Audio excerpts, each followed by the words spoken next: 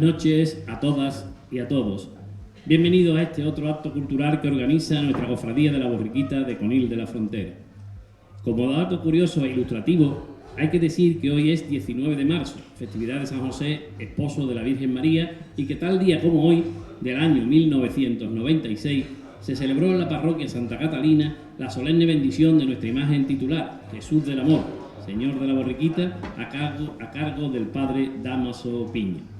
Asimismo, hoy en nuestra cofradía celebramos el 26 aniversario de tan entrañable acto y lo que supuso para todos nuestros hermanos.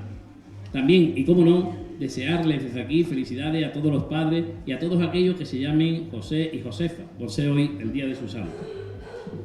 No podemos olvidar darle las gracias a la Peña Flamenca por cedernos su sede y sus instalaciones para celebrar lo que ya va a hacer esta segunda conferencia cofrade, en este caso titulada Semana Santa de Conil antes y después de los años 70, y que estará a cargo del cofrade conileño don Manuel Antonio Bocio Camacho. Vamos a enseñar quién es este conferenciante.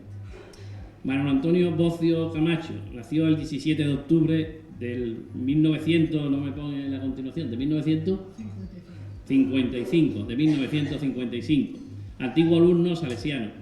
Participa en las fundaciones Cofradía Buena Muerte y Amargura de Conil, Cofradía Borriquita de Conil, Agrupación de Cargadores Buena Muerte de Conil, Agrupación Cargadores Nazarenos de Vejer, Consejo Diocesano de Hermandades y Cofradías, Junta Local de Cofradías de Conil, Organismos Cofrades Andaluces, pregonero y presentador, colaborador Editoria Gemisa en la Enciclopedia Diócesis de Cádiz y Jerez, colaborador en emisoras de radio y televisión, vestidor de imágenes de Dolorosas y otras, exornador de pasos de pasión y de gloria, impulsor incansable de la incorporación femenina en el mundo cofrade, penitente estudioso de la figura de Jesús de Nazaret y su realidad histórica, tanto social como de su corriente filosófica sobre el comportamiento humano, conocedor profundo de las artes escultóricas, orfebrería, bordador y todo lo relacionado con las artes cofrades, así como con su música. Entusiasta de todo lo relacionado con la conmemoración de la pasión y muerte de Jesús, su madre María de Nazaret. Este es un resumen de su, seguro que es mucho más amplio, pero para que más o menos, si alguien no lo conoce, que lo conozca por todo esto que hemos mencionado. Y ya vamos a empezar ahora con un Padre Nuestro que nos va a hacer Isabel Posada.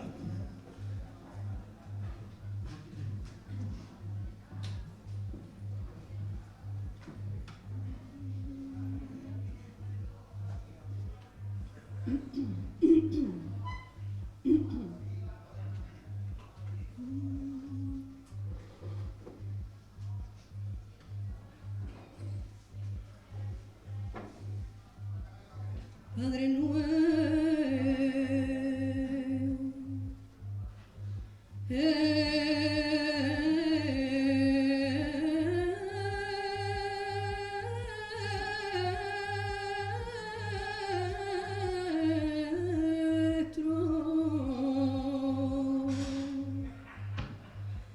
Padre nuestro que estás en los cielos, oh santo sea tu nombre, mi Dios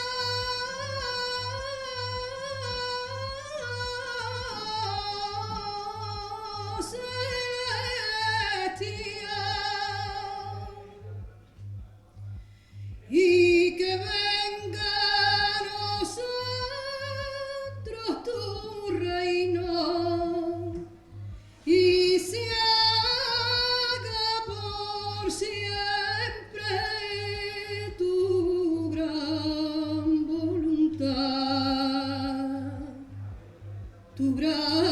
voluntad, y que venga a nosotros tu reino y se haga por siempre tu gran voluntad.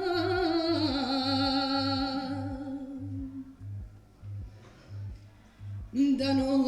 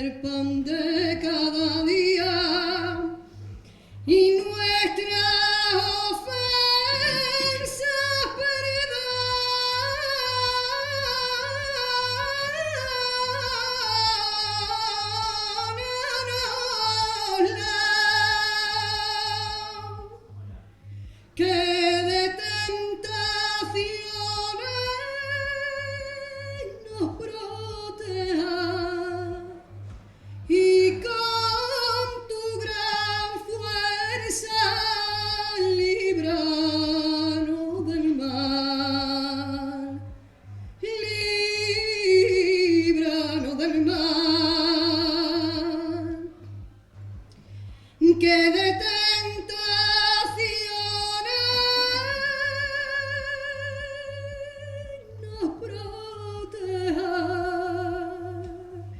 y con tu gran fuerza líbranos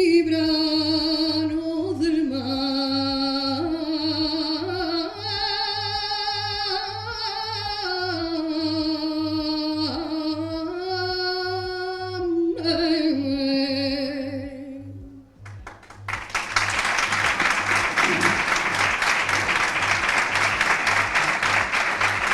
Sí.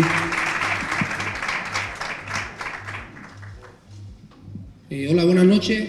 Bueno, después de esta maravillosa obra de arte que nos ha regalado Isabel, buenas noches a todos. Gracias al Padre Yelma, a la Presidenta del Concejo, a todos los que estáis aquí acompañándonos, todos los cofrades y amigos que estáis aquí hoy. Gracias por estar aquí acompañándonos en nuestra segunda conferencia cofrade. Gracias, Manolo, por aceptar nuestra propuesta de ser el encargado de contarnos tu conferencia, antes y después de los 70. Hoy no me siento aquí como representante de mi cofradía de Borriquita, sino como amigo y admirador cofrade desde que me inicié en este mundo de la fe en Jesús de Nazaret. Hoy me siento aquí en representación de todos aquellos que de una forma u otra empezamos contigo. Para mí un placer acompañarte y escucharte. Mi vinculación contigo es como familiar y te doy las gracias por ser uno de mis profesores cofrades. En aquellos años, en noviembre, en diciembre, corría desde mi casa, desde los corrales a los ensayos en el campo de fútbol Los Bateles, dirigidos por Manolo Bocio, ensayos cofrades con la cuadrilla del Cristo de la Buena Muerte. Momentos únicos e irrepetibles. Muchos de los que están aquí lo saben y de una forma u otra, yo en representación, aquí a tu lado, te doy las gracias por esos inicios. Siempre vi en ti un adelantado a los tiempos y en lo cofrade el mejor. Para mí y para muchos, un antes y un después en la Semana Santa de Conil.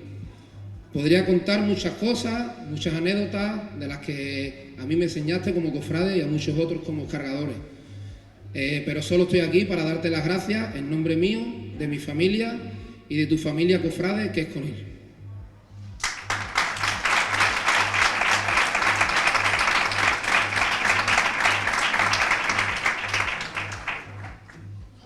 Bueno, pues espero dar la talla que este público tan exquisito se merece. ¿No se oye bien? Bueno, ¿se me oye ahora mejor? Vale. Ante todo, me gustaría un momento de recuerdo por todos los que están sufriendo el rigor de las guerras, en plural, no solo de la de Ucrania, que es tan terrible, y en ese recuerdo metería incluso a los pobres soldados rusos que se ven en esa obligación que les obliga a invadir un país hermano. Vuelvo a repetir, sin descartar el resto de guerras que hay en el mundo. Bueno, dicho esto, los que me conocéis sabéis que me gusta hacer una parte didáctica en mis intervenciones y después un poco pues de lo que es, en este caso, la Semana Santa de Conil. En esta parte didáctica quiero de alguna forma centrarnos en principio en lo que es la Semana Santa, la conmemoración de la muerte y pasión de Jesús. Y mirad, no voy a decir resurrección porque yo creo que hay que respetar a todo el mundo, creyente y no creyente. Entonces yo me quiero referir al Jesús hombre, al Jesús histórico. Y después ya entramos en el tema de la fe, que es el Jesús Dios, que a partir del primer concilio de Nicea, convocado por el emperador Constantino el Grande, y el obispo Osio de Córdoba, pues a partir de ahí nace el credo de la Iglesia Católica Romana, que como todos sabéis, la palabra católica significa universal, la Iglesia Universal Romana. Hay dos efemérides en la vida de cualquier persona, dos efemérides que son principales, que es el comienzo de la vida y el final de la vida. En este caso tenemos dos conmemoraciones importantes sobre Jesús de Nazaret, hijo de María y José, dos efemérides, que una es su nacimiento, que lo celebramos con gozo y alegría, y otra es su muerte, un sacrificio cruel y canalla, y que se sigue haciendo a diario en los muchísimos Cristos caminantes que nos encontramos por nuestras calles y que habitan nuestro planeta. Miren qué cosa más importante.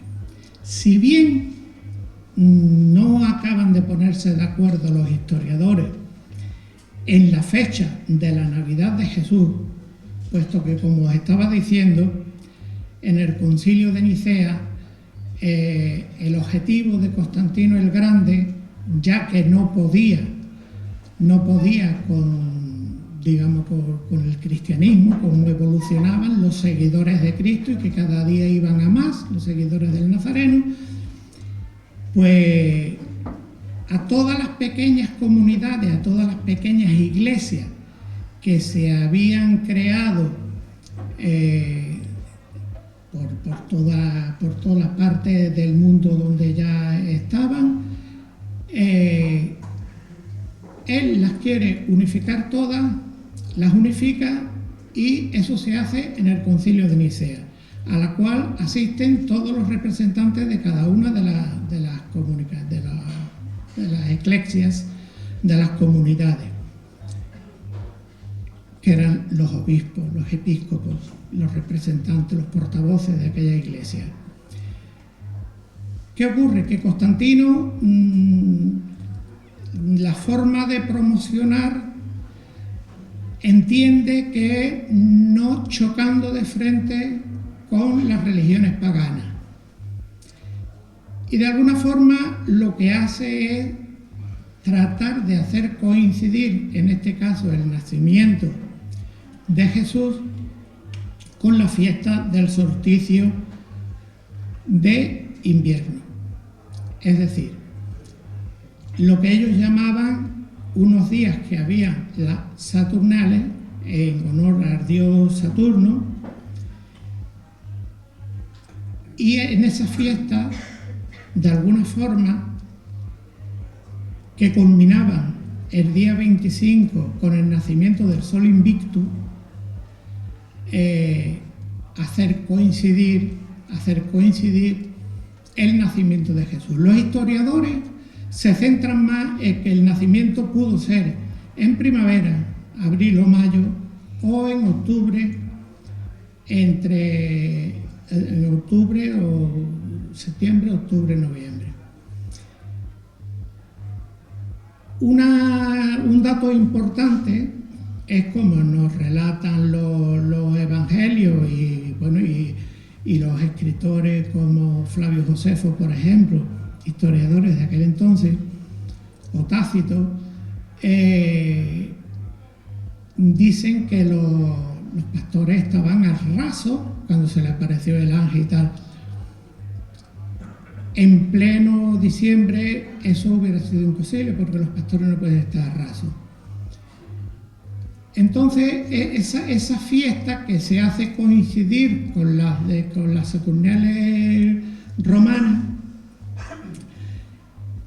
dedicada, como he dicho, al dios Saturno, que venían a terminar el 23 de diciembre. Y el 25 teníamos ya el comienzo del solsticio de invierno.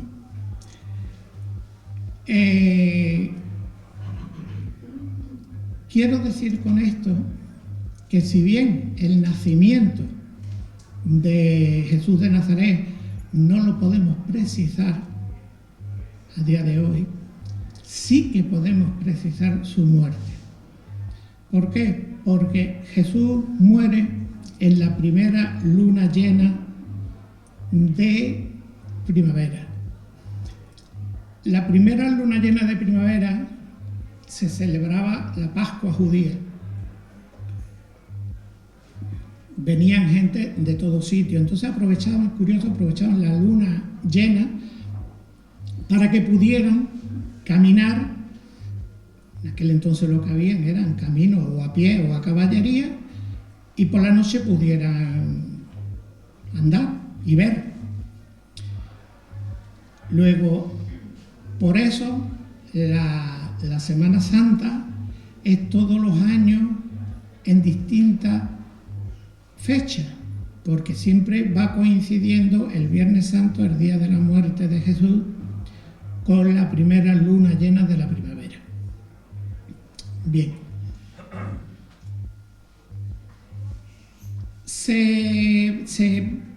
Tanto la Navidad como la Semana Santa, como la muerte de Jesús, se ha ido conmemorando siempre. La forma que se comenzó,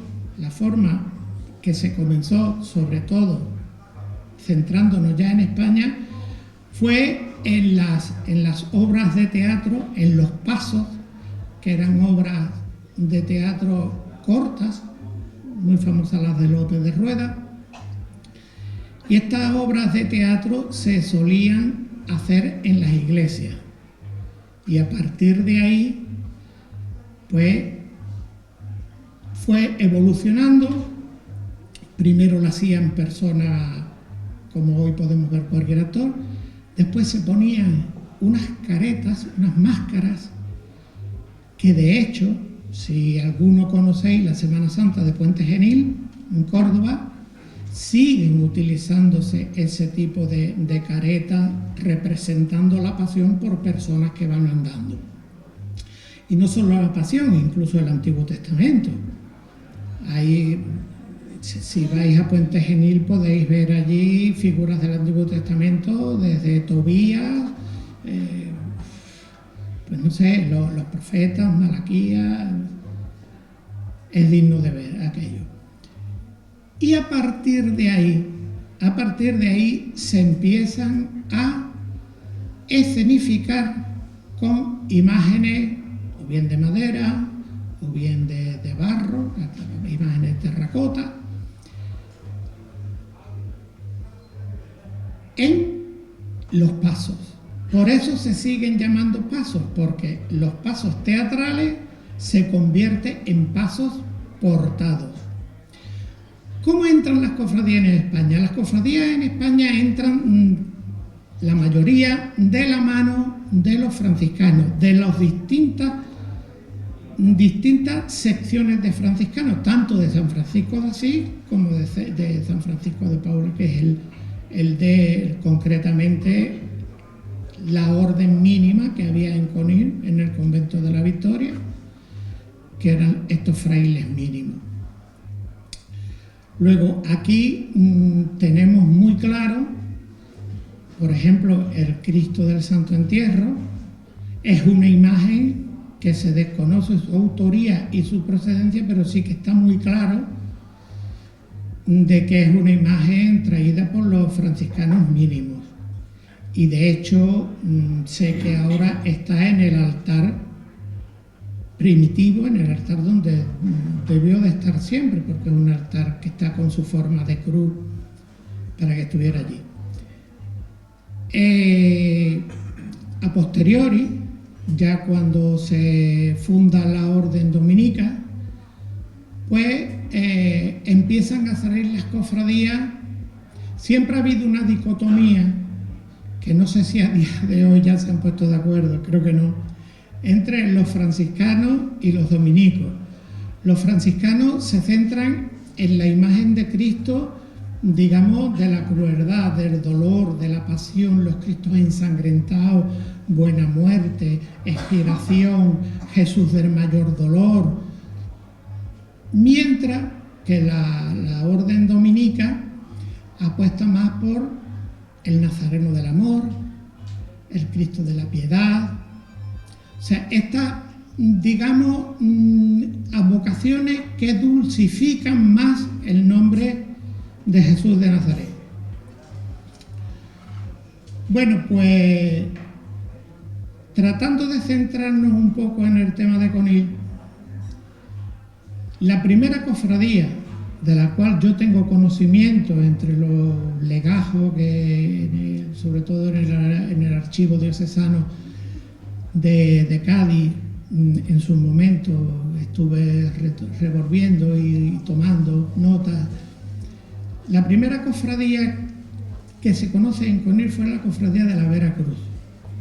Muchos de mi edad os acordaréis de la capilla de la Vera Cruz, que estaba en la puerta de la villa, donde a posteriori se hicieron las oficinas de la Caja de Ahorro de Cádiz, y hoy pues no sé qué es lo que habrá, porque hace tiempo que no paso por allí. Allí estaba la capilla de la Vera Cruz, allí fue fundada la cofradía de la Vera Cruz, y bueno, de allí llegó el momento que desapareció la cofradía, la capilla, y desapareció todo. También tuvo importancia en Conil la cofradía de ánimas benditas, en las cuales además iban postulando por las calles todas las tardes. Hay poblaciones, yo conozco concretamente la de Campillo, Málaga, que siguen postulando por las tardes.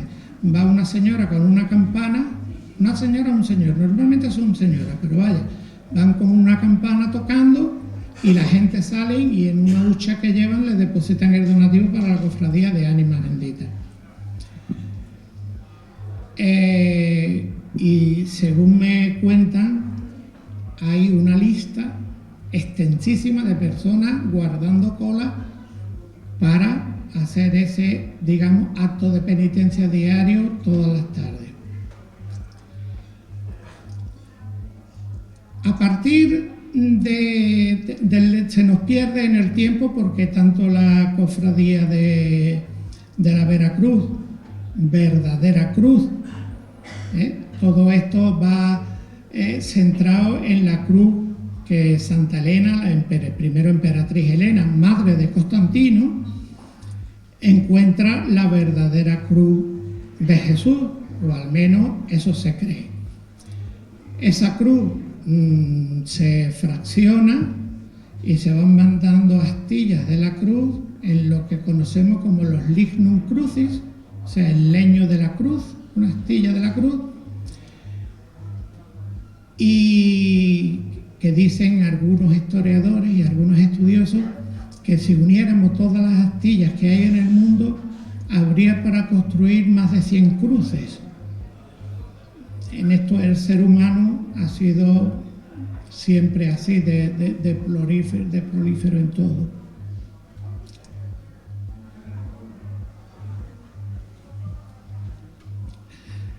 Sí que parece ser que se centra el tema bastante, como os he dicho antes, a partir de que los frailes mínimos llegan a Conil. Entonces es cuando nacen, parece ser, por lo que yo he podido recabar, que es la cofradía del Santo Entierro, porque ya ellos tenían el Cristo articulado, que uno se lo atribuyen a la escuela de Juan de Mesa y otro de Alonso Cano. Y en España hay una cosa importante: cuando no sabemos la autoría de una imagen, se la ponemos al más importante. Entonces todos habréis escuchado que le atribuyen a Martínez Montañés. Si miráis el Cristo de Buena Muerte de Cádiz, que sí que está testado que es de Martínez Montañés, no tiene nada que ver con este Cristo de aquí, no es el estilo. Nace la cofradía del Santo Entierro en Conil y a posteriori nace la cofradía del Nazareno. De la Soledad se desconoce su autoría y de la Virgen de los Dolores también.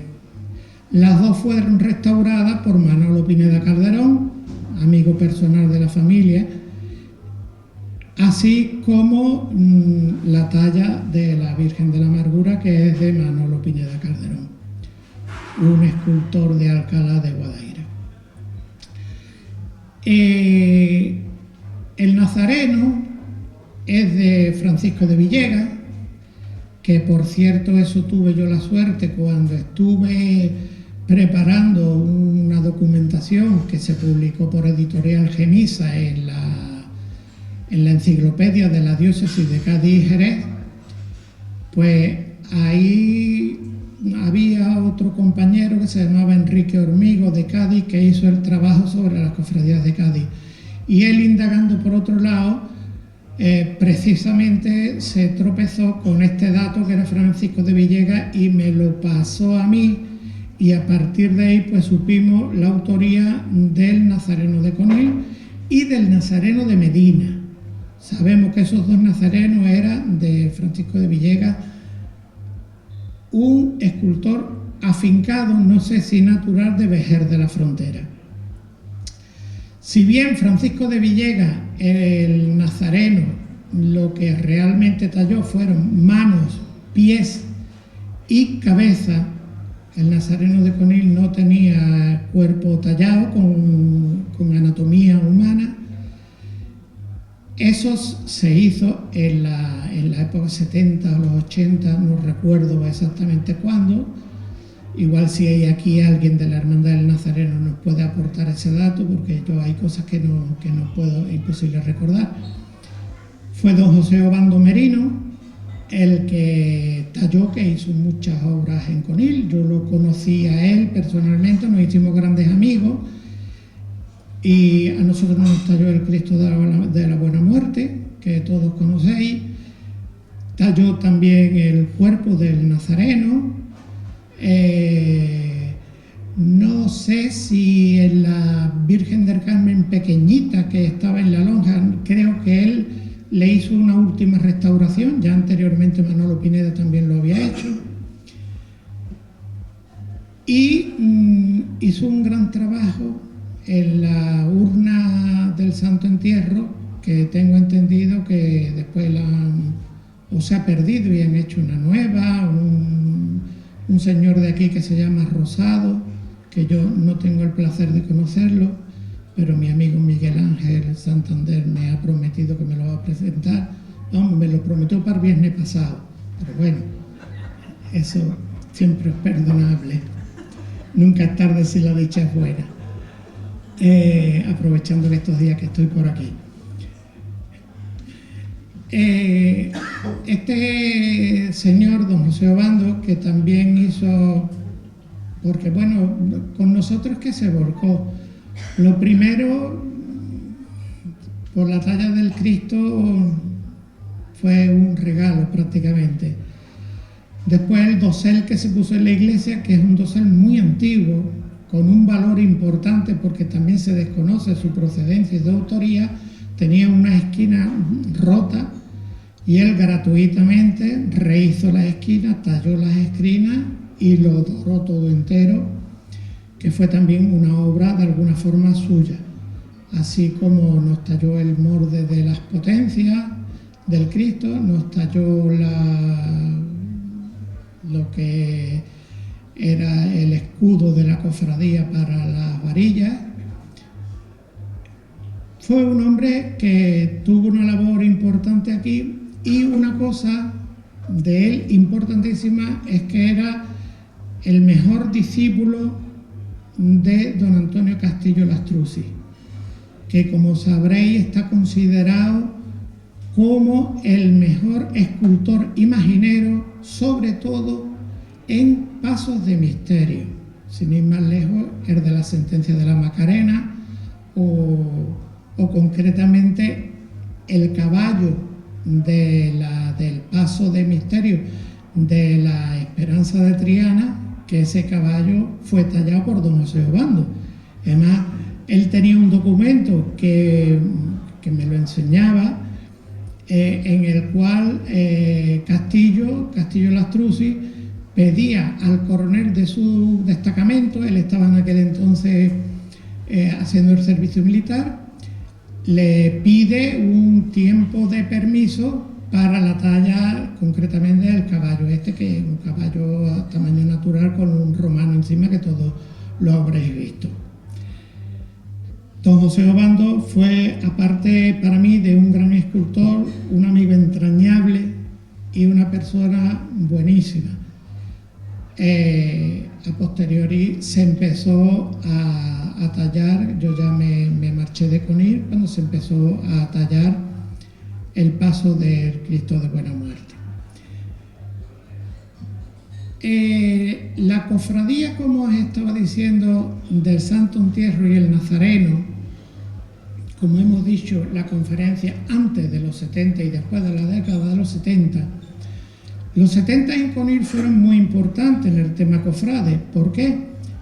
Porque en el 73, pues, un grupo de amigos y amigas, entre ellas veo aquí a Chanicaro, Beatriz, eso que veo más, mi señora y más que supongo ahora por ahí, fuimos los que fundamos la Cofradía de la Amargura. A partir de la fundación de la Cofradía de la Amargura, que se hizo en el mes de mayo, coincide, si miráis los calendarios lo podéis comprobar, que en el año 73 y el 74, esas son 2 semanas santas seguidas que cayeron en abril. Nosotros en mayo nos reunimos y fundamos la cofradía.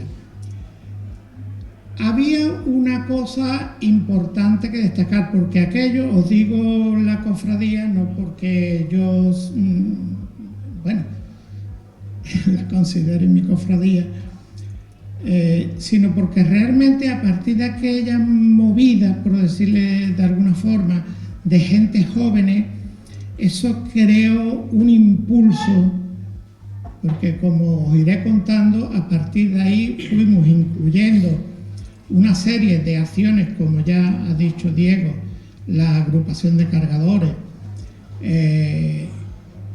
la banda que había entonces corneta y tambor, que también se unió con nosotros, y entonces reunimos una serie de personas que yo siempre consideré que era el capital más importante que tenía la cofradía, que era el capital humano. Y además de ese capital humano, después nació la borriquita. Quiere decir que no hay mal que por bien no venga. Bueno, pues en aquel mayo del 73 fundamos la cofradía.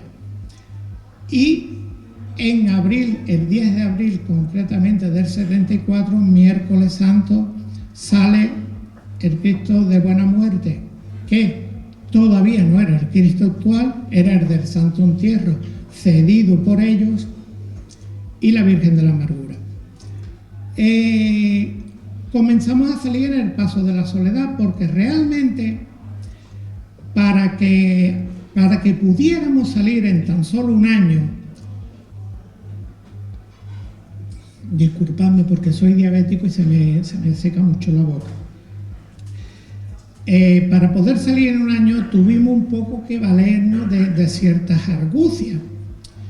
Os estoy hablando de una época donde, por ejemplo, hablar de que hubiera chicas o señoras, mujeres, en definitiva, en una cofradía, eso era impensable. Incluso me llegaron a amenazar con aplicarme el derecho canónico, no sé qué artículo, el que me amenazó, no sé qué artículo sería el que me iba a aplicar, pero bueno. Y nosotros nos encontramos con dos problemas. Nos encontramos con dos problemas: que la Junta de Gobierno era a cremallera, tanto hombres como mujeres. En eso yo creo que fuimos pioneros, pero que de cara a la galería o a la legalidad no podían aparecer las mujeres, esa es una. Y otra, que si teníamos que solicitar la erección canónica, preparar estatutos y cosas de este tipo, se hacía inviable en un año tener todo eso solucionado para salir. ¿Qué ocurre? Como la Virgen de la Amargura la manda tallar José María Flores, figura importantísima en la Semana Santa de Conil, porque en la Semana Santa como todos sabéis, en el año 36, con el golpe de Estado y la guerra civil, quedó paralizada totalmente. Cuando se pasa la guerra, estamos hablando ya del año 40, estaba todo pues deshecho y no había nada, como había habido antes. Se habían asaltado algunas iglesias, se habían destruido muchas imágenes. En Conil, afortunadamente, no. El alcalde de aquel entonces, José María Flores Suero, que era un maestro de las escuelas nacionales de aquel entonces, y un hombre que yo creo que nunca se le ha... no sé siquiera si en algún momento le habrán puesto algún nombre en alguna calle de Conil, pero ha sido un hombre que hizo muchísimo por Conil, sobre todo por la gente más humilde. Todo lo que es el molino de viento, aquella cantidad de callejuelas y tal, todo eso lo hizo él, las parcelas de Roche. Y en la Semana Santa también tuvo un punto de inflexión importantísimo, concretamente en la Cofradía del Santo Entierro. La Cofradía del Santo Entierro, la procesión, salía el sábado por la tarde, como siguen saliendo en muchos sitios. Sevilla, por ejemplo, sin ir más lejos. Y resulta que el nazareno salía el jueves, como sigue saliendo, y el viernes no había en Conil procesión. Entonces él pensó y lo propuso a su junta y lo aceptaron, tallar una imagen de una dolorosa y, como tenían el Cristo, que era un crucificado articulado, pues sacar esa procesión en el mismo paso de la Virgen de la Soledad, la Virgen de la Amargura. Solamente se cambiaba, se vestía de rojo en vez de vestir el paso de negro, y el Cristo, en vez de salir en la urna, salía crucificado. Muchos le llamaban el Cristo de las dos salidas, porque era el mismo el viernes y el sábado. Eso les supuso a ellos, primero, económicamente, un gasto tremendo, insoportable, porque era una sola cofradía que tenía dos procesiones con todos los gastos que eso suponía.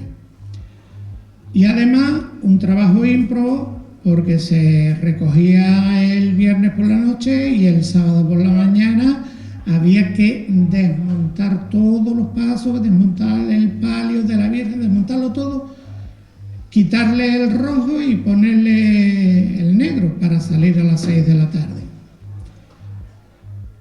Aquello duró muy pocos años, no sé si 3 o 4 años o cosas por el estilo, y dejaron de sacarla. Cuando se le ocurre la idea a unas amigas, que no fue a mí en principio, ¿y por qué nosotros no hacemos una cofradía si la Amargura está ahí? La Amargura estaba pues en un cajón en el camerino de la Virgen de las Virtudes. Yo, por estar metido en la cofradía del Santo Entierro, mi padre en aquel entonces era hermano mayor, pues sabía de su existencia, e incluso los últimos años salí yo, que era muy niño, en la procesión de la Amargura, que por cierto cayó un tormentazo aquel año. El paso del Cristo ya estaba en mitad de la calle de la Virgen y lo pudieron meter en la iglesia, y la Virgen no era imposible, la metimos debajo del arco de la villa, y allí se llevó la Amargura en aquella última salida con el Santo Entierro más de 1 hora, porque es que antes, que no estaban las calles de Conil totalmente asfaltadas, por la calle Prieta y por la calle San Sebastián no solo venía agua, sino venían piedras de las calles aledañas que no estaban asfaltadas, y la tormenta arrastraba las piedras. Esas piedras y ese torrente de agua iba pasando por debajo del paso, hasta que Dios quiso que aquello se calmara un poco y la llevamos para la iglesia. Y ese fue el último año que ellos sacaron. ¿Qué nos ocurre a nosotros? Que como queremos sacarla en 1 año y no nos da tiempo, pues entonces en el acta fundacional pusimos que tras 4 años sin salir, la amargura y tal, no sé qué, nos reunimos, no sé, y de alguna forma retomamos el tema. Por otra parte, yo estaba muy en contacto con don Enrique Lainez Criado, que en aquel entonces era presidente del incipiente Consejo Diocesano de Hermandades y Cofradías, junto con el padre Francisco Vallejo, y la idea que había era hacer un reglamento base que sirviera para todas las cofradías, y de ahí cada una que lo ampliara a la medida de su peculiaridad ya dentro de cada una de ellas. Con lo cual era preferible esperar que saliera ese documento, ese reglamento base, y ya elaborar, acorde a ese reglamento base, los estatutos de la cofradía. Y así lo pensamos y así lo hicimos. El párroco de aquel entonces, Mateo Silva, estuvo de acuerdo con nosotros y bueno, salimos aquel año. Os recuerdo que fue el 10 de abril del 94, salimos por primera vez, con todo prestado. O sea, es que no llevábamos la ropa personal que cada uno llevaba debajo de la túnica. Porque ese fue otro hándicap que nos encontramos. El que en Conil lo que se veía en la calle en Semana Santa era una cofradía donde los cofrades iban con chaqueta, corbata, algunos únicamente se ponían el traje ese día al año, un clavel en la solapa y un vía crucis que iban haciendo por todos los bares que había en el itinerario.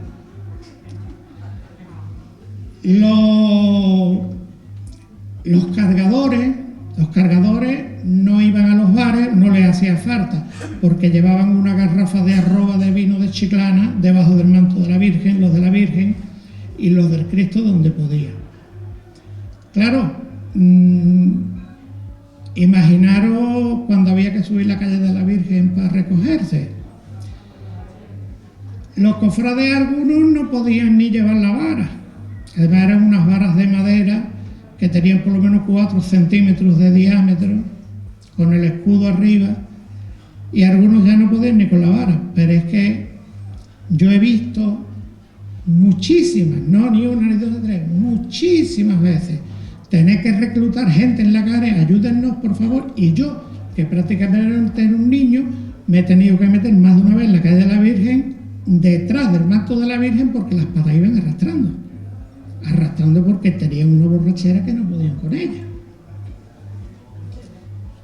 Eso era, digamos, las procesiones de Conil antes de los 70. Un desmadre total. Y las dos cofradías que había, el Santo Entierro y el Nazareno, había un enfrentamiento y una rivalidad tremenda, lo que no os podéis ni imaginar. La cofradía del Santo Entierro, como de alguna forma la había promocionado desde el ayuntamiento, el alcalde en su momento, y digamos que la gente que estaban eran gente casi todos funcionarios del ayuntamiento, más o menos económicamente no estaba demasiado mal. Pero los otros, los pobres del Nazareno, estaban fatal. Tampoco se preocupaban mucho, porque yo he visto encerrar los pasos una Semana Santa y la siguiente Semana Santa, el primer trabajo que tenían que hacer los pasos era quitarle las flores secas del año anterior.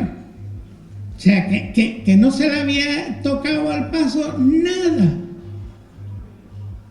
El primer trabajo era quitarle las flores, o sea, desmontar el paso de la procesión del año anterior. Y a partir de ahí, volverlo a montar de nuevo.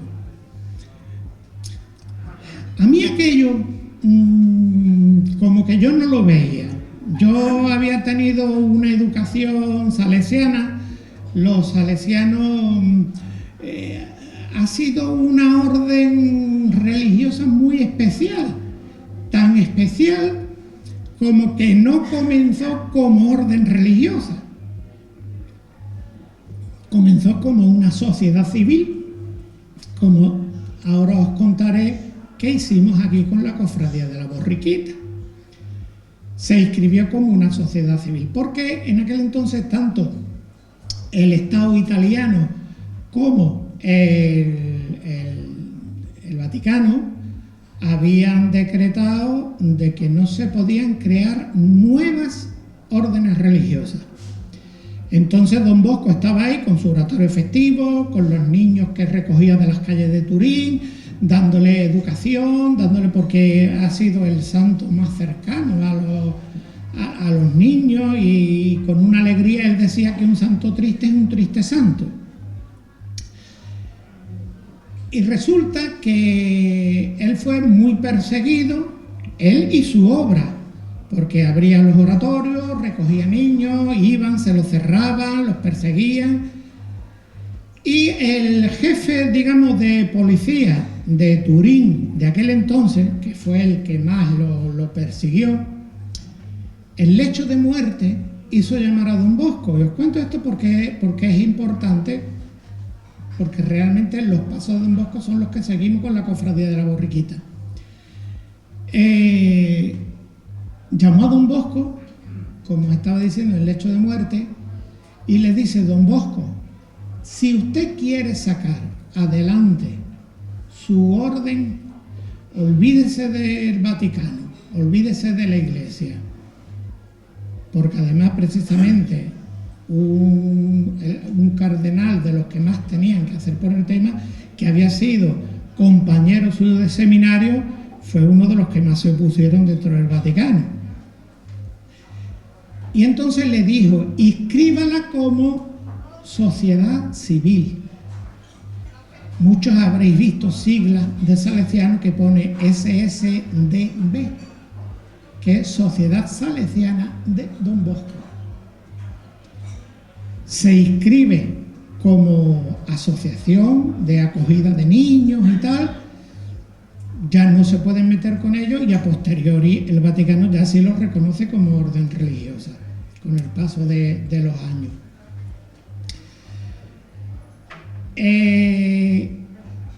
Nosotros, de alguna forma, con la cofradía esta de la amargura en los 70, pues empezamos ahí, digamos, no con todos los papeles, al contrario, como vulgarmente decimos, con menos papeles que un borrico robado, hasta que se fueron organizando las cosas y fuimos adquiriendo material. Yo, al estar muy relacionado, y me consta que los compañeros de la Borriquita en ese aspecto han seguido mis pasos y me enorgullezco de ello, fue tener una buena relación con las cofradías y amigos de Cádiz capital, porque yo desde el primer momento, mirad, cuando yo era muy pequeño, estoy hablando de 4 o 5 años, la Semana Santa me iba con mi familia, porque mi familia, todos sabéis, la familia de mi padre no eran de Conil, y sus hermanas pues estaban todas en Cádiz, entonces yo me iba con ellas a pasar la Semana Santa allí. Y yo empecé a notar, yo veía cofradías a lo mejor de Sevilla y yo veía que el arte gaditano, ese arte carnavalero, ese arte de gracia, el gracejo gaditano, yo rápidamente detecté cómo se reflejaba en la Semana Santa, en las cofradías, en cómo se cargaba, cómo se sornaban los pasos. Y a mí aquello me caló de tal manera que yo lo que quería era traer eso a mi pueblo. Eliminar esas broncas y esas cosas, eliminar las borracheras, eliminar el clavel en la solapa y el peregrinar del bar de los hermanos a las 15 letras, de las 15 letras, pasando por el sopa y por el otro y por el otro y por el de la moto. Eso era un cambio de chip en la sociedad cofrade de Conil. Y eso era como una montaña. Entonces nosotros en la cofradía la primera regla que pusimos era que todo el mundo tenía que ir con su túnica y que evidentemente no se podía beber y que, claro, todo eso de la noche a la mañana es muy difícil porque es cambiar una filosofía total de un pueblo. Yo creo que todavía se está un poco luchando, pero para mí es un orgullo ver, como dice mi amigo Miguel Ángel Santander, que la semilla que se sembró en aquel momento ha fructificado. Y entonces, gente que, bueno, se burlaban de mí, pues han terminado y hoy se está cargando al más puro estilo gaditano en Conil y las cofradías salen con dignidad, con respeto, no porque sean asociaciones religiosas, sino porque, mucho cuidado, estamos conmemorando la muerte de Jesús de Nazaret, que no entro en su divinidad, eso lo dejo para las creencias y la fe, pero sí que fue un hombre que trajo un mensaje de paz, de amor, de igualdad, de derechos, que si el mundo lo hubiera seguido, esto sería un Edén. Pero el mundo a los Cristos los mata. El mundo no quiere seguir la línea de Cristo. Bueno, pues conseguimos todo aquello que nos propusimos y más con muchísimo esfuerzo. Lo primero era que nuestros titulares se conocieran, primero la Virgen. Empezamos a hacer, yo pensaba, ¿cómo conseguimos meter la amargura en los corazones de la gente de Conil?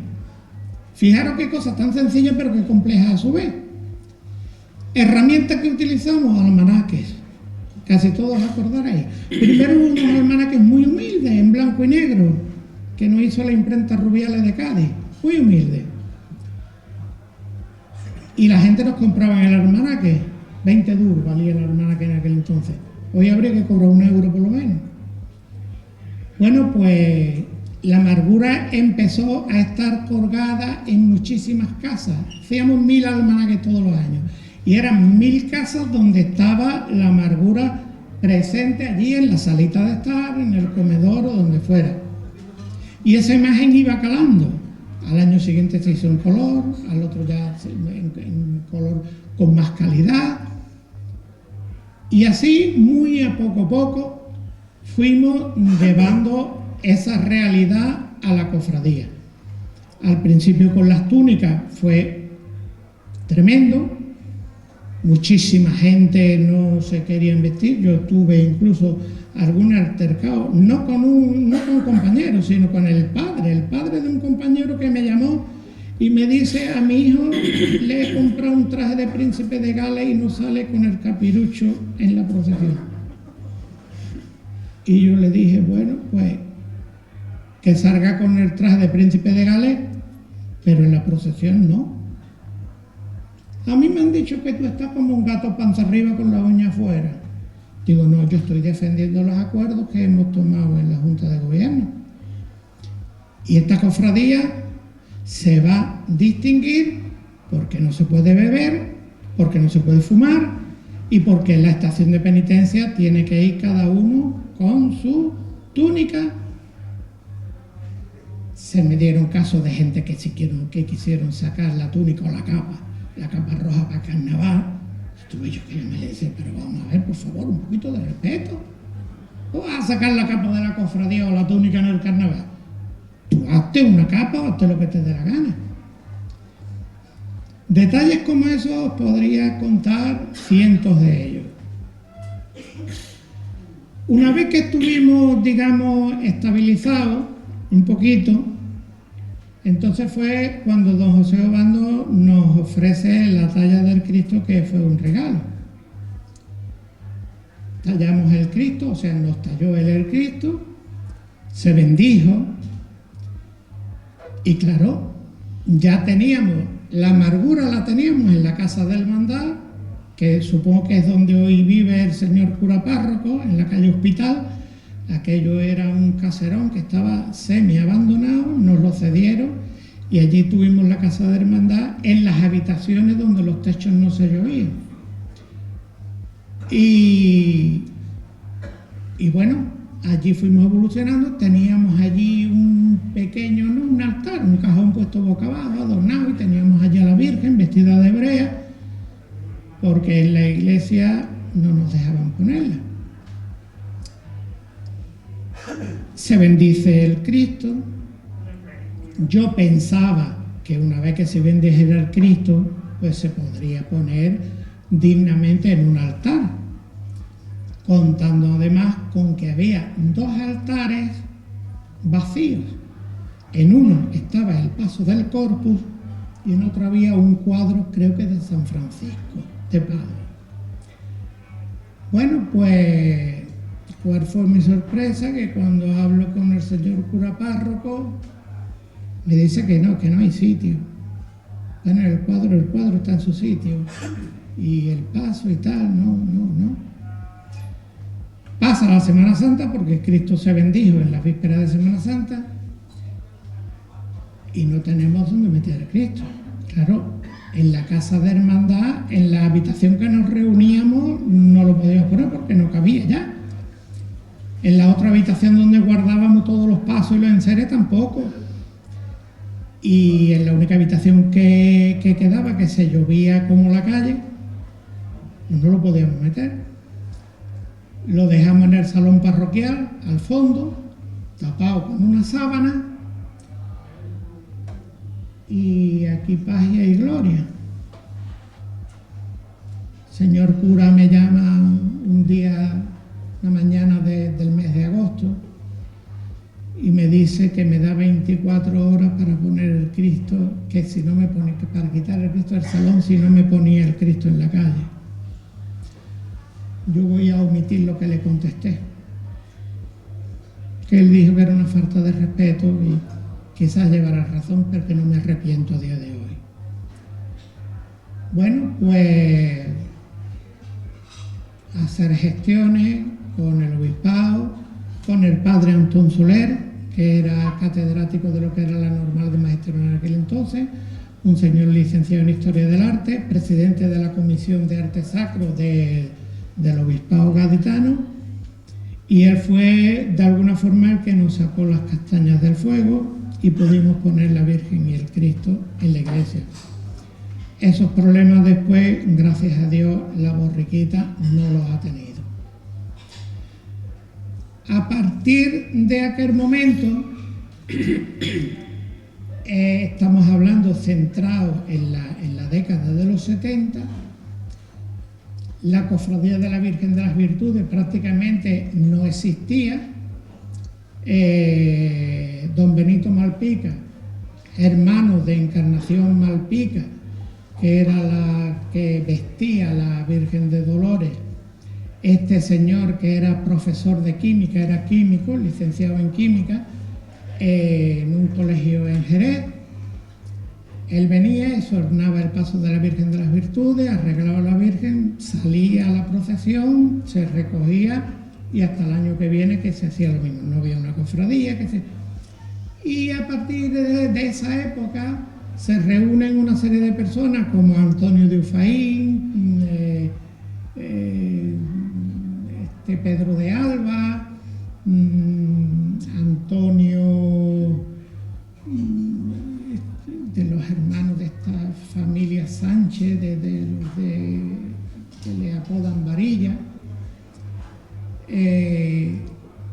y se crea la cofradía. Ya ahí empiezan a entrar algunas féminas, porque las nuestras estaban metidas de cuña y hasta aquel momento eran totalmente ilegales. La cofradía no tenía papeles, pero ellas no tenían menos, pues no tenían ni derecho. Bueno, pues por otra parte, algunos acordaréis de Marifé, de Manolo Robles, le apodaban Marifé, enamorado de la Virgen del Carmen, María Cifuentes también, y ellos precisamente me buscaron en aquella fecha para impulsar una cofradía de la Virgen del Carmen. Yo les dije que yo les ayudaba lo que fuera, pero que yo no podía tirar para adelante evidentemente con 2 cofradías, porque eso era imposible. De hecho, yo me llevé varios años exornando el paso de la Virgen del Carmen, y bueno, pues también empezó la cofradía de la Virgen del Carmen en aquella época. Inmediatamente, no sé si al año o los 2 años, como mucho, de la creación de la Cofradía de la Amargura, un señor de la provincia de Sevilla que había aquí, que era un enfermero profesional y vino a atender a todos, todos los que seáis de mi edad, os acordaréis de Nino Pérez, ese señor que iba en silla de ruedas, que estaba mucho en la farmacia, y bueno, ese señor que lo atendía siempre muchos años, Antonio Roldán, el abuelo del que posteriormente fue alcalde de Conil, lo atendía en sus necesidades y lo llevaban en el carrito de ruedas, porque claro, esos señores se hicieron mayores, y entonces vinieron 2 personas, entre ellos Luis, que habían trabajado mucho en la Orden de San Juan de Dios en Sevilla, atendiendo enfermos, y este chico, pues, de alguna forma estuvo hablando conmigo y dice: Manolo, ¿qué te parece? Porque a mí todo el mundo que quería montar una cofradía me buscaba, y yo evidentemente yo tenía mi trabajo, mis obligaciones, y el tiempo que yo tenía era limitado. Una cofradía dedicada al Lignum Crucis, que lo que haga sea sin paso, con un Cristo, que haga un Via Crucis y tal, no sé qué. Como ya os he dicho antes, el Lignum Crucis del leño de la cruz. Bueno, pues a mí me pareció bien y yo dije: bueno, Luis, tú cuenta conmigo en lo que yo te pueda ayudar. Claro, el primer problema que tenían es el mismo que yo lo comprendía muy bien, que tuvimos nosotros, que querían salir ese año y no tenían Cristo. Y yo le dije: tú no te preocupes con eso, porque como yo tenía prestado el Cristo del Santo Entierro, bueno, pues mientras yo lo tengo prestado, yo lo presto a ustedes también. Lo cual, imaginaos que a mí me cayó el rey del pulpo, pero claro, a mí me cayó el rey del pulpo ya a toro pasado. Yo lo único que le dije, digo: bueno, pero el Cristo lo vamos a llevar, pero como yo me hago responsable, lo llevamos gente de nuestra cofradía. Y, hombre, no me llegó a caer del pulpo. Yo también me aproveché que mi padre era el hermano mayor de la cofradía, que nos lo prestaba, y digamos, ahí iba jugando un poquito con confianza. Mi padre me dijo, me reprimió un poco, me reprendió, me dijo qué tal, que no sé qué, pero al final, ¿qué era lo importante? Que salió el Via Crucis del Lignum Crucis aquel año, y al año siguiente ya ellos tenían su Cristo, el que le llaman Cristo marinero, que no sé si seguirá haciendo el mismo o tendrá otro a día de hoy. Esa es, digamos, la otra cofradía de penitencia, en este caso, que se crea en la década ya de los 70, tirando para los 80. La siguiente cofradía y última cofradía que se funda en esa segunda etapa es, como os decía antes, la borriquita. Cuando yo me voy de la cofradía de la amargura, que primero me voy y después me echan, bueno, cada uno con su conciencia que haga lo que le parezca, porque yo presento dimisión porque, cuando yo me voy fuera de Conil, a 300 kilómetros de aquí, yo no podía hacer todo lo que hacía, Y todos, absolutamente todos los que estáis en cofradía y en cualquier otra asociación igual, sabéis que 2 o 3 son los tontos que lo hacen todo.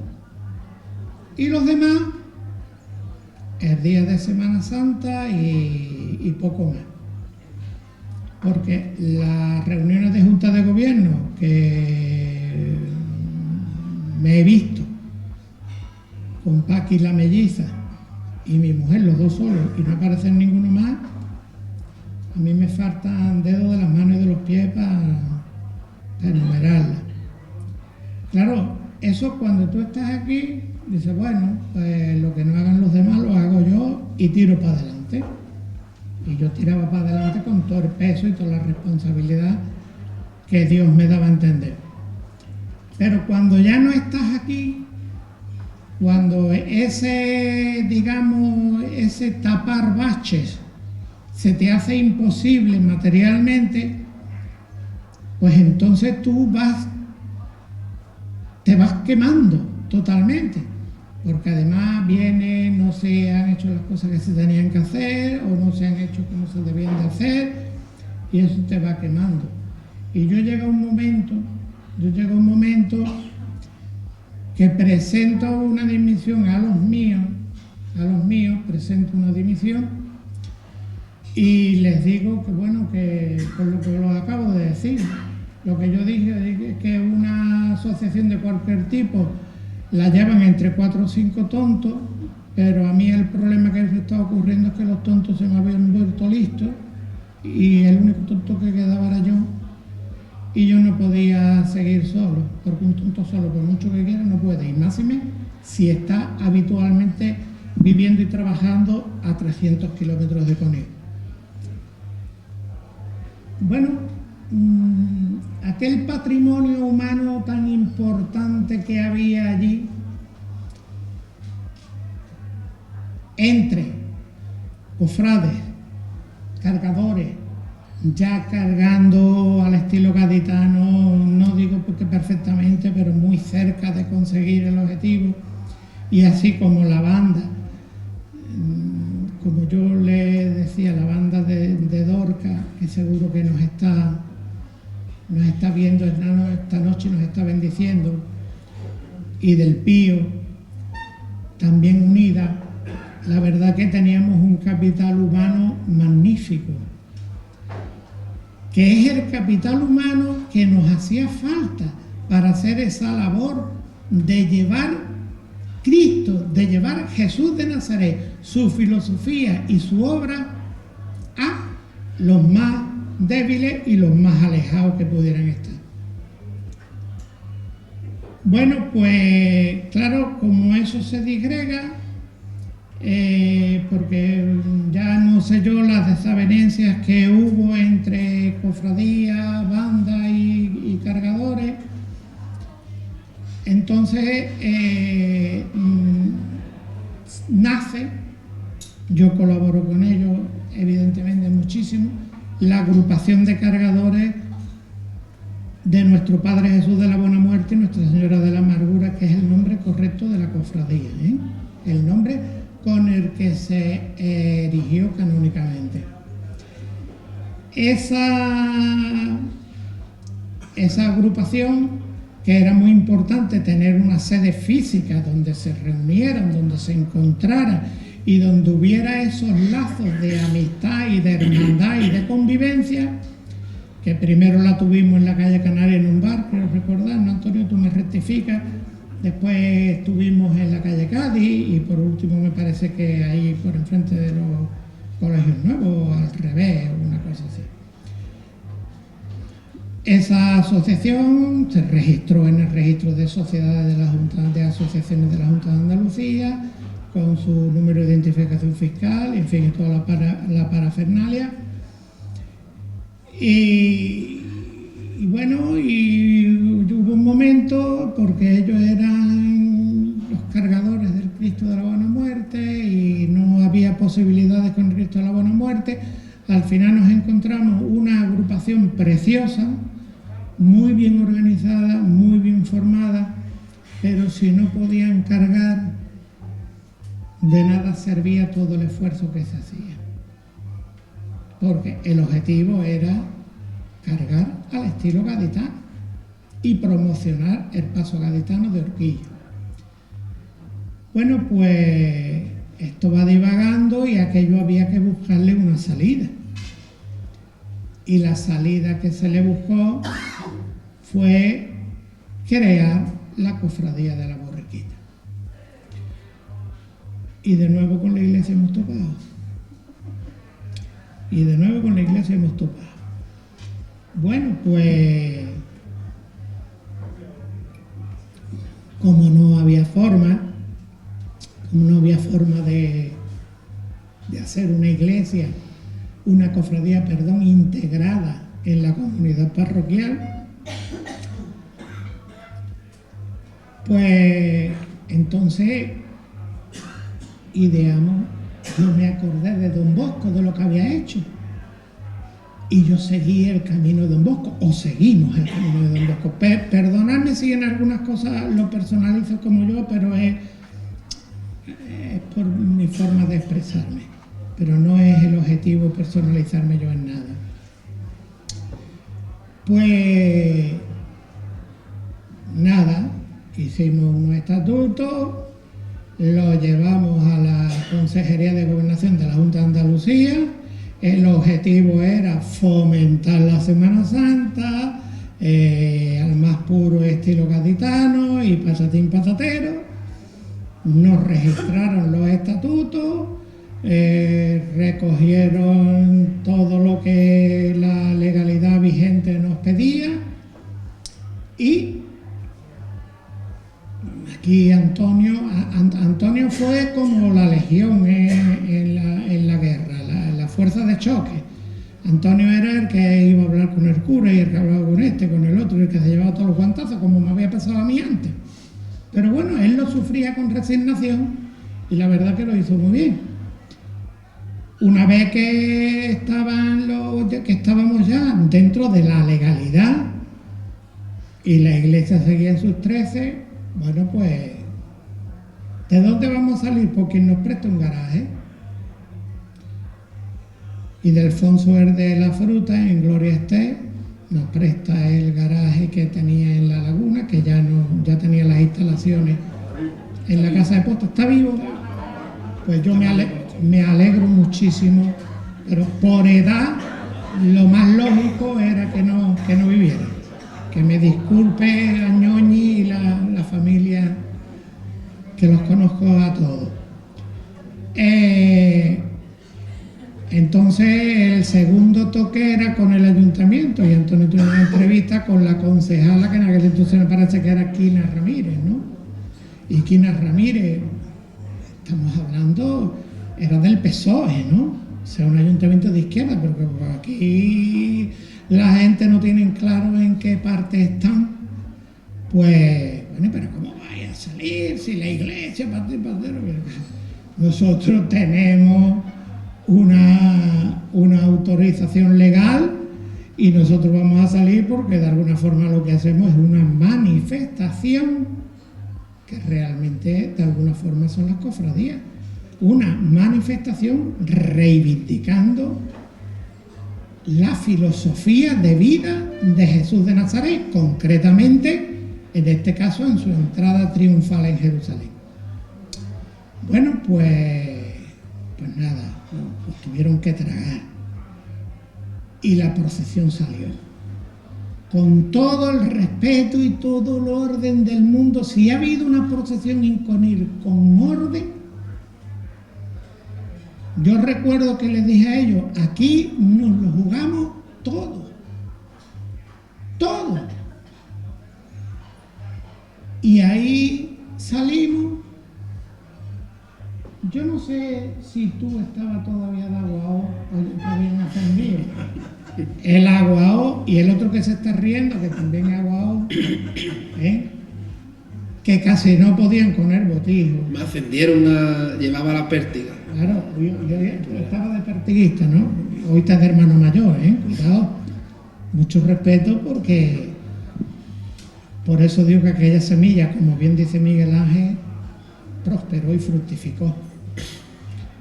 que de alguna forma es una parábola de Jesús, cuando decía, sale al campo el sembrador y tira la semilla, una cae en piedra y muere, otra cae en tierra fértil y otra vienen los pájaros y se la comen. Nosotros hemos tenido suerte, porque a lo mejor algún pájaro que otro ha querido comerla, pero no ha podido.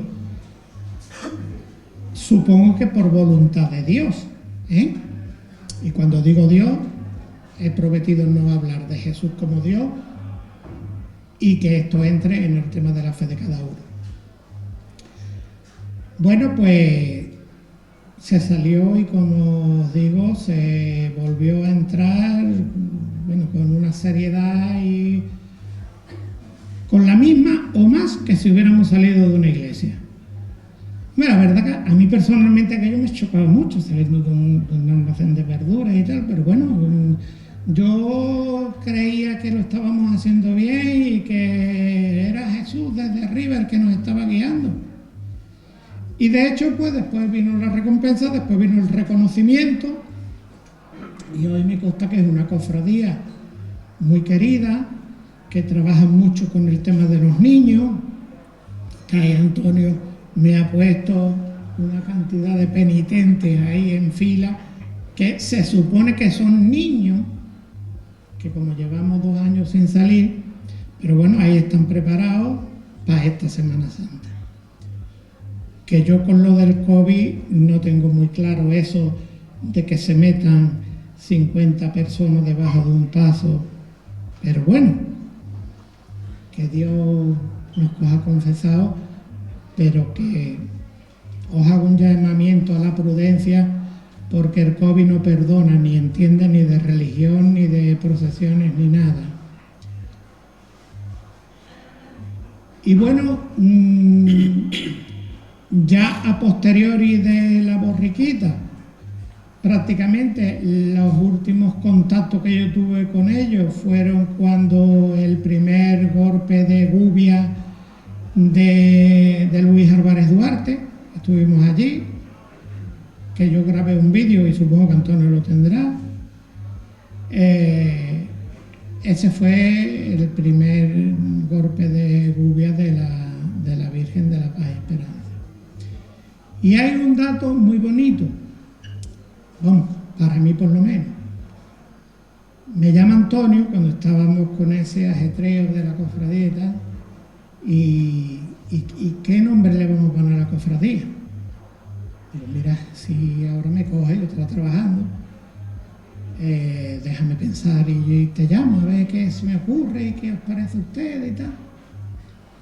Y yo, que estaba viviendo unos momentos difíciles en el mundo cofrade, porque ya os digo que yo había presentado dimisión, después aquella dimisión de alguna forma se malinterpretó, se hicieron cosas que, bueno, total, al final yo recibo un escrito del entonces vicario, don Félix González del Moral, que no sé si vivirá, yo creo que no, pero que era un hombre, bueno, no sé, una soberbia que se lo comía. Justo lo que Cristo no quería, ¿vale? Y de alguna forma, por eso digo, yo primero presento dimisión y después me echan, porque dice que a quien debí presentar la dimisión fue al señor obispo, que fue quien me nombró. Y yo se lo presenté a mi junta, sin cerrar la puerta, que una vez que pasara Semana Santa, porque yo quedé en colaborar con ellos perfectamente aquella Semana Santa, la dimisión la presenté en febrero, yo aquel año vestí la Virgen, ayudé a todo y hasta que ya, bueno, pues se cortó la relación con la cofradía. Y con la cofradía de la borriquita, pues lo último que yo hice fue el tema de, como os he dicho, del trabajo que hizo Luis Álvarez Duarte, que fue la Virgen, y después de yo recapacitar aquel día y estar pensando de alguna forma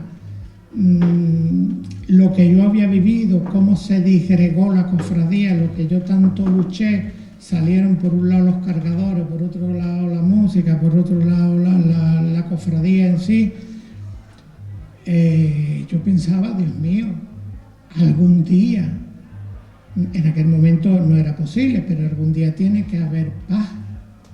Y yo tengo esperanza en que haya paz. Tengo esperanza que haya paz porque el amor de Cristo es más fuerte que todo. Y entonces llamé a Antonio y le dije, Antonio, Jesús del amor en su entrada triunfal en Jerusalén y María Santísima de la paz y esperanza. Me salió así, que mucha gente dirá, ¿y por qué se llama así la cofradía? Porque yo tenía esperanza en que hubiera paz, y esa paz tenía que ser a través del amor de Cristo, a través del amor de Jesús. Yo con esto, como a partir de ahí, la Semana Santa ha ido evolucionando, entiendo que en positivo, yo ya no os voy a decir nada más, pero sí que me gustaría abrir un diálogo, ponerme a vuestra disposición para que las personas que quieran preguntar algo, Antonio, si pueden encender la luz de la sala, mejor, que con toda la confianza del mundo y todo el cariño del mundo me preguntéis lo que queráis, porque evidentemente estas intervenciones son limitadas de tiempo y no se puede plasmar todo lo que uno quisiera, pero que si alguien tiene alguna pregunta que hacer en cuanto a estos temas o de alguna de las cofradías que hemos mencionado, que son las cofradías que existen hoy en Conil. Yo del tema de la procesión del resucitado, como no sé nada, únicamente sé que existe, no sé ni cómo lo hacéis ni cómo no lo hacéis. Lo único que puedo apostillar es que una de las cosas de las que más orgulloso me siento es de la creación de la Junta Local de Hermandades y Cofradías de Penitencia y de Gloria. Eso fue un logro importantísimo que me costó, como se suele decir, sangre, sudor y lágrimas, que eso saliera adelante. Con muchísimos inconvenientes, con muchísimos problemas. Y si os contara del primer cartel de Semana Santa, no os digo nada. Aquello fue... O sea, nos llevamos 3 años discutiendo hasta que salió el cartel. 3 años discutiendo. Y eso, pediros que, bueno, que si queréis alguno, preguntarme algo, y yo estoy a vuestra disposición para contestaros lo que queráis. Porque sobre esto podríamos hablar toda la noche. Dime, Miguel. Buenas noches. Buenas noches. Me gustaría saber si alguna vez podríamos recuperarte como cofrade y el pueblo de Conil te tuviera de nuevo. Yo a día de hoy eso lo tengo muy difícil. Como colaborador, como estas cosas me vais a tener siempre. Como asesor, también, quien me quiera preguntar algo. Como gestor, en caso de, tengo la suerte de vivir en el centro de Andalucía, de gestionaros cualquier cosa en cualquier sitio, también. Pero como cofrade militante, yo ahora mismo no pertenezco a ninguna cofradía, ni de Conil ni de ningún sitio, Yo no soy cofrade, digamos, de cuota y de inscripción. Ya el por qué no lo soy, muchos lo sabéis, y el que me lo pregunte en privado se lo contestaré, pero en público hay ciertas cosas que todavía para mí están por superar, No es fácil, cuidado. Cuando pones toda la carne en el asador y te entregas en cuerpo y alma a una causa o a una asociación, o en este caso a una cofradía o una hermandad, vivir los momentos que yo tuve que vivir no son fáciles. No son fáciles para nada, incluso a día de hoy, y me queda mucho por superar. De hecho, no he sido capaz de ver una Semana Santa en Conil. La última que viví no sé si fue la del 90 o la del 91. O sea, hace ya 30 años. Bajo en Semana Santa cuando puedo, voy a Cádiz, el perdón no hay quien me lo quite, el Cristo de la Expiración cada vez que puedo también. Y bueno, para mí Cádiz es algo especial.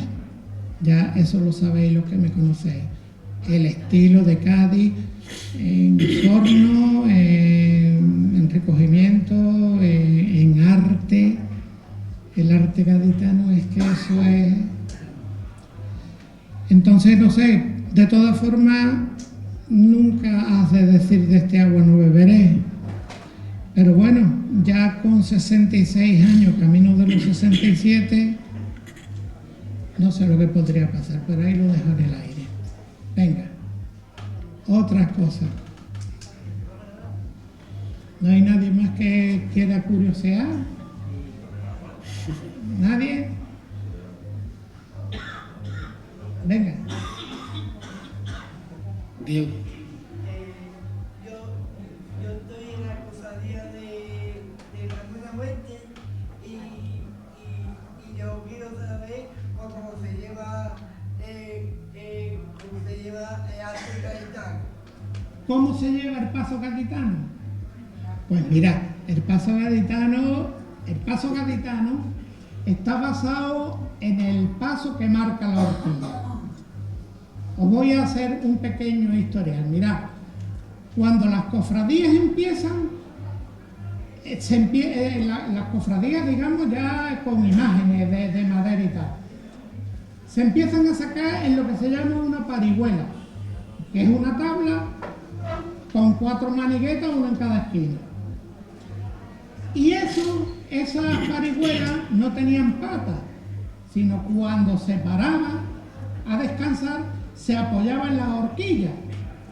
Hoy, por ejemplo, en Antequera y en Lucena, siempre os hablo de sitios que yo conozco, en Antequera y en Lucena se sigue haciendo exactamente igual. Los pasos no tienen patas.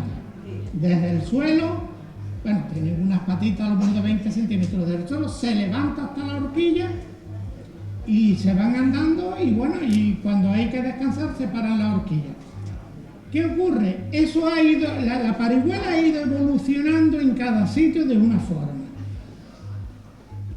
Ha habido sitios que del hombro se ha empezado a cargar a yugo, como pasa en Sevilla, y hay otros sitios que la parihuela ha ido evolucionando con más maniguetas, sitios como Málaga que se está cargando por fuera y sitios que se está cargando por dentro. En Cádiz concretamente, ¿de qué forma ha evolucionado? Ha evolucionado de una forma muy bonita, que ha sido no perder la horquilla, pero tampoco que cumpla su función de sujetar el paso, sino que la horquilla lo que va marcando, los que estudien o sean de música y tal, saben lo que es la parte fuerte del compás, que la parte fuerte del compás es el bombo, el pom, por, pom. Ese por, pom es con el pie izquierdo y se da un golpe con la horquilla en el suelo. Esa es la esencia del paso gaditano. Con lo cual, los horquilleros no deben de ir cargando, porque si van cargando, se ven torcidos y se ven mal. Deben de ser un poco más bajos que los de dentro, porque su misión no es cargar, sino marcar el paso con la horquilla. Ese es el paso gaditano puro. Tiene una cosa muy bonita, que es la siguiente, que no necesita banda de música en un momento determinado, sino que se puede ir perfectamente porque el compás la va marcando la horquilla con el paso izquierdo. Ahí nace el paso de horquilla y ese es el paso gaditano, guapetón. Espero haberte contestado, porque tú tienes que ser un buen cofrade, seguro, te lo veo en los ojos. Venga, más cositas. ¿No hay nadie más que quiera curiosear en la Semana Santa de Conil, en lo que yo os pueda aportar, claro está, porque tampoco tengo ciencia infusa, mis conocimientos son muy limitados. ¿Nada? Bueno, pues en ese caso yo por mi parte os agradezco muchísimo que hayáis venido. Espero haber dado la talla que vosotros merecéis y ahí me tenéis a vuestra disposición para cualquier cosa. A todos. ¿Vale?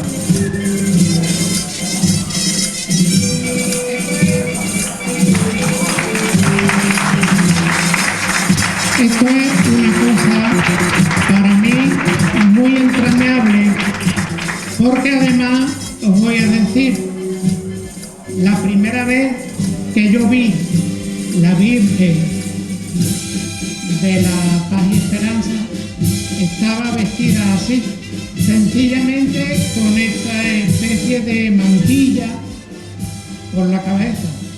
Y además tuve el gusto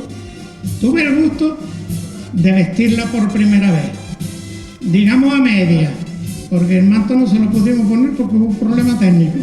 Antonio lo recordará.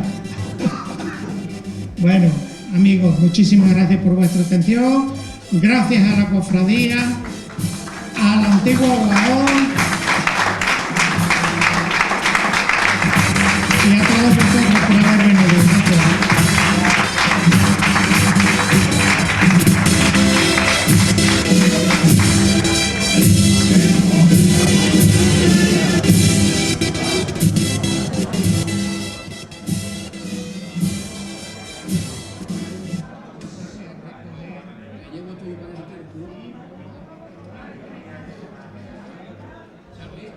Bueno, pues Antonio Manuel, Manuel Antonio, Manolo Bocio, para aquí de la casa. Manolo Bocio. Bienvenido. Aquí que se pone con mucho formalismo, pero Manolo Bocio me conoce todo el mundo. Bienvenido a tu casa, Manuel.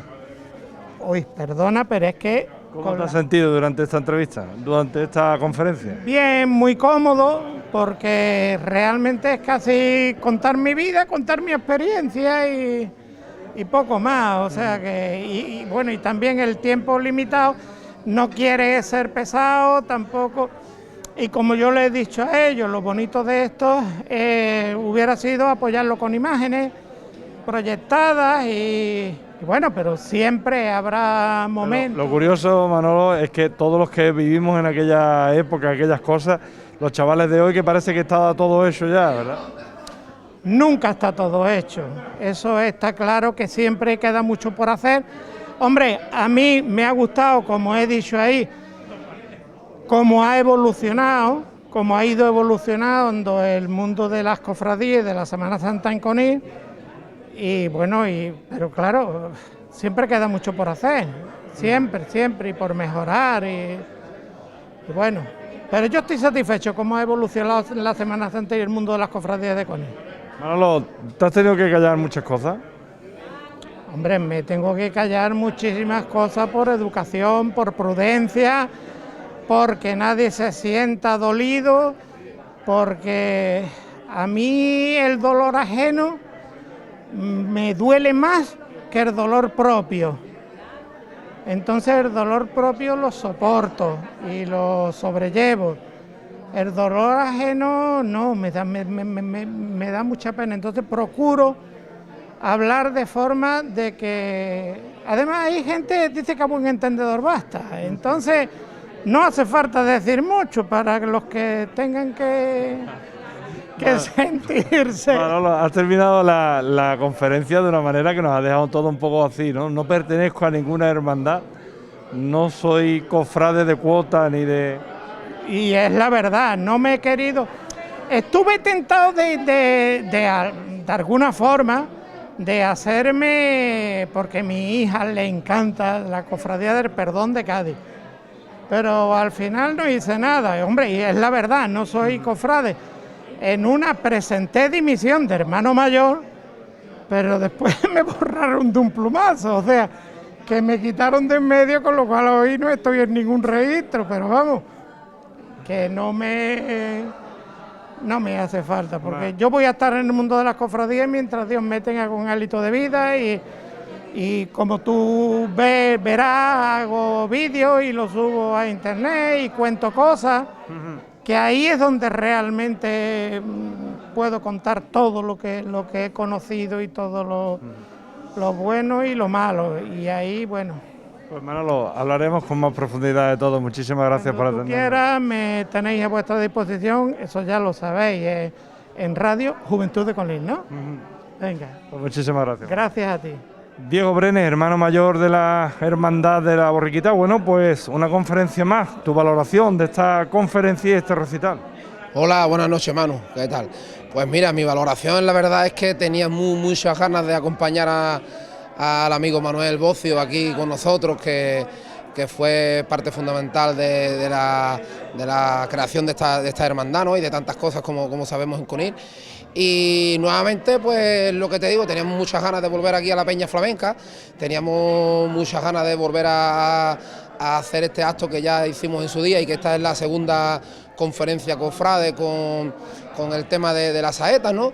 Y la verdad que la valoración, yo muy contento por la cofradía, por el trabajo que hacemos, por los hermanos de la Junta, que todo esto tiene un trabajo, y porque creo que todos estos actos pues suman en la Cuaresma, y yo creo que todo el que viene lo disfruta de una manera muy especial. ¿Te ha sorprendido algún dato de los que ha dado Manolo o más o menos vas siguiéndolo a través de las redes sociales y los conocías todos?